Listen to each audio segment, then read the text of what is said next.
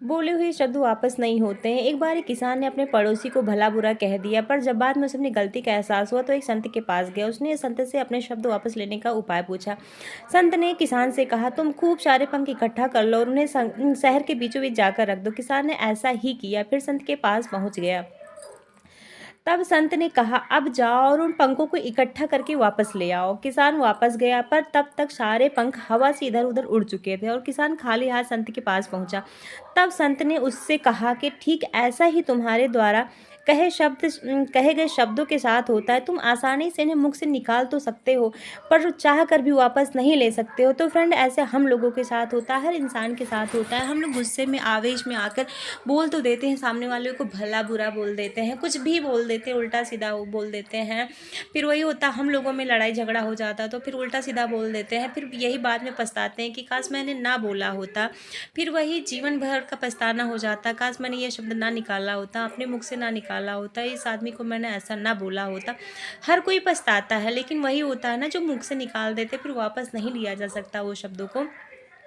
तो यही मैंने आप लोगों को ये इस कहानी के माध्यम से मैंने समझाने की कोशिश की है कि जो भी आवेश में आकर सामने वाले को कभी ना भला बुरा कहें, जो भी बोले सोच समझ कर बोले। लेकिन ऐसा हो जाता है, कभी कभी परिस्थितियाँ ऐसी हो जाती हैं कि हम लोग चाहते नहीं हैं बोलना, लेकिन फिर भी ऐसी परिस्थितियाँ हो जाती हैं कि हम लोगों को बोलना पड़ता है। तो आई होप फ्रेंड, मेरी ये जो कहानी है आप लोगों को समझ में आई होगी। तो मैं देखिए मायके में खूब मस्ती कर रही हूँ आजकल।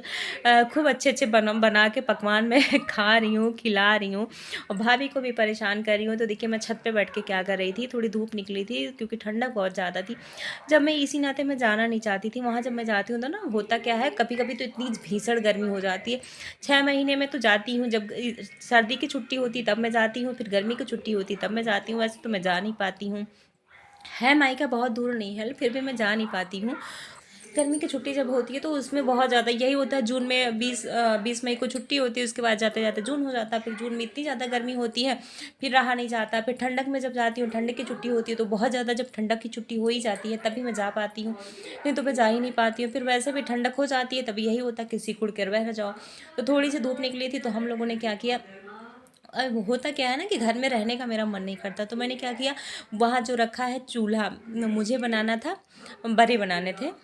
तो मैंने कहा मैं बड़ा बनाऊंगी, उसके बाद में वो बनाऊंगी, क्या कहते हैं, पना बनाऊंगी, क्योंकि मुझे बचपन से ही बहुत पसंद था। तो इधर बन नहीं पाया था, तो मम्मी भी नहीं बना पाई, इसकी तबीयत नहीं इनका सही रहता है तो नहीं बना पाई थी। तो मैंने कहा आप बताते जाइए, मैं बना लूँगी।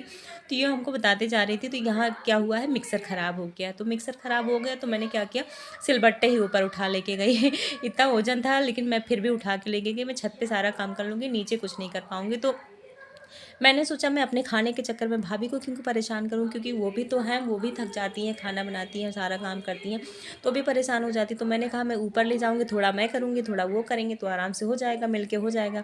फिर देखिए मैंने क्या किया, एक एक ईंट रखा, फिर ईंट से मैंने चूल्हा बनाया, फिर लकड़ी जाके मैं नीचे से लेके आई हूँ, दूसरे फ्लोर पर लेके आई हूँ, नीचे से जाके काट वाट के या फिर इधर उधर से इकट्ठा करके लेके आई हूँ। फिर यहाँ बच्चे भी खेलते हैं, फिर आराम से हो जाता। थोड़ी धूप भी थी, शाम टाइम में हो गया था, लेकिन फिर भी अच्छा लग रहा था हम लोगों को।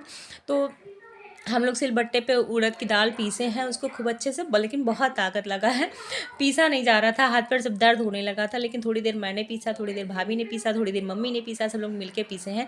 तो फिर देखिए यहाँ हम लोग बना रहे थे, मम्मी छान रही थी, भाभी छान रही थी बड़े, और मम्मी डालती जा रही थी, मैं बैठ के देख रही थी क्योंकि मुझे सीखना था। और ये बचपन में बना के रख देती थी पना, तो मम्मी मैं बहुत खाती थी, 2-3 दिन तक आराम से मैं खाती थी।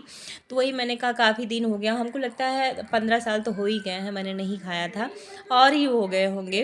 तो मेरा काफ़ी मन हुआ, तो मैंने कहा मैं इमली भी घर से लेके आई, घर खरीद के रख ली थी, लेकिन ला नहीं पाए थे। तो मम्मी ने पापा से मंगा दिया था कह के इमली लाने के लिए, क्योंकि ये कहीं कि इसका खाने का मन कर रहा है तो मंगा ले आइए, फिर उसके बाद बना देते हैं। तो गए थे लेके आए थे।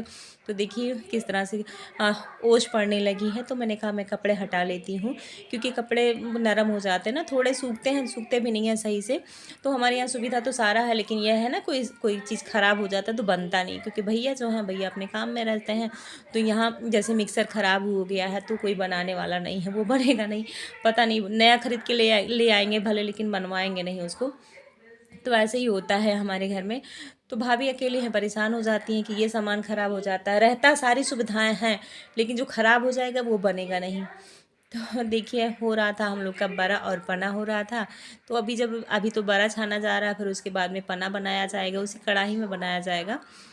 तो मैं सीख लूँगी, मैं घर पे जाके बनाऊँगी क्योंकि मुझे नहीं आता है। मम्मी ही मेरी बनाती थी, बचपन में बनाती थी, मैं बड़ी हुई तो उसके बाद बनाई ही नहीं। तो वही होता है ना, मैं सीखने का मौका नहीं मिला, तो मैंने कहा मैं आज सीख के रहूँगी। तो देखिए फुल एन्जॉय हो रहा है मायके में। भाभी भी मेरी नहीं खाई, वो भी कह रहे थे मैं भी सीख लूँगी कैसे बनता है, मैं भी खा लूँगी। वो कभी खाई ही नहीं है, कभी टेस्ट ही नहीं की हैं, तो वो कह रही थी मैं भी टेस्ट करूँगी कैसा होता है। तो मैंने कहा आप नहीं खाई, मैं बचपन में माँग-माँग के खाती थी, चुरा-चुरा के खाती थी, मुझे जब भी भूख लगता था निकाल के खा लेती थी। तो अभी देखिए ऐसे वो क्या हुआ, इमली इमली है, भाभी नीचे से उबाल के लेके आई हैं। तो ये इमली है, उसमें हल्दी डाल दी है। इसकी रेसिपी मैं बाद में आप लोगों को शेयर करूँगी, मैं जब बनाऊँगी यहाँ पे आके बनाऊँगी घर पे, तो फिर उसके बाद मैं बताऊँगी आप लोगों को। फिर मेथी का देखिए उसमें जिसमें बड़ा छानी है, उसके बाद में थोड़ा सा तेल बचा था, तेल ज़्यादा था तो उसको निकाल दिया गया है। तो यहाँ ज़रा सा मेथी डालनी है, फिर उसके बाद में ये इमली का पानी है, तो इसमें डाली है हल्दी। हल्दी डालनी है, नमक डालनी है, मुझे भी नहीं पता, तो मैं भी वीडियो में ही बनाते बनाते सीख रही हूँ। तो अभी थोड़ा मेथी वो लाल हो जाए तब उसमें डालेंगी वो इमली का पानी। इमली थोड़ा ज़्यादा ही रहता तो खट्टा, इसमें क्या होता है ना, खट्टा मीठा थोड़ा कई फ्लेवर आ जाता है तो ज़्यादा सही रहता है। तो देखिए उन्होंने पानी डाल दिया है, मुझे लगा मुझसे वीडियो बंद हो गया था। तो ये देखिए फिर उसके बाद में गुड़ डालेंगी। आधा बना तो हम लोगों ने ऐसे ही ख़त्म कर दिया था खा खा के, थोड़ा सा ही बचा था, बना ज़्यादा था लेकिन बच्चों ने भी खा लिया, हमने भी खा लिया, सब लोगों ने मिलके खा लिया। फिर इसमें थोड़ा सा चीनी डालेंगी, थोड़ा सा गुड़ डालेंगी, दोनों डालेंगी। तो अभी देखिए ये गुड़ भिगाई नहीं थी पहले से वो, क्योंकि थोड़ा गलने में टाइम लगता है ना गुड़ में, ये पहले से भिगा दी होती तो आराम से हो जाता। तो देखिए उसको छान रही थी क्योंकि नीचे गुड़ में भी आजकल होता है ना मिलावटी आने लगा है, तो थोड़ा गंदगी ज़्यादा रहता है, तो इस नाते कह रही थी पहले छान लेते हैं। तो देखिए भतीजी भी मेरी लग गई है वो भी सीख रही है खाना। इतनी बड़ी थी तो मुझे बहुत पसंद था, जितनी बड़ी भतीजी मेरी है तो बहुत ही ज़्यादा पसंद था। तो अब देखते हैं इन लोगों को पसंद आता है कि नहीं आता है। बच्चे हैं, अभी कभी खाए नहीं है, पहली बार बन रहा है तो पहली बार टेस्ट करेंगे।